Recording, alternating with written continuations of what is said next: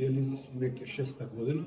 Прв пат почнав 2019, пред тоа 7 години се лекував на клиниката за нефрологија и 2019 заврши и ме ставија на диализен третман. И после тоа 2 години одев и на работа и на диализа, после тоа малце тешко ми беше со диализата, па ставија во инвалидска пензија. После се почнав овие испитувања за... Прво почнав со брат ми, тој ми беше сроден, можев со него, али за време на короната брат ми почина, после тоа се продолжив сам.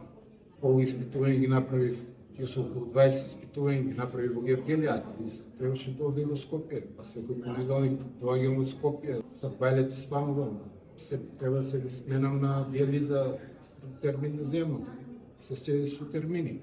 До системот може да се уврзат овие испитувањата да постојат да се добијат на едно место и да се активира овој системот за трансплантација. Во Хрватска 200 трансплантации се прават.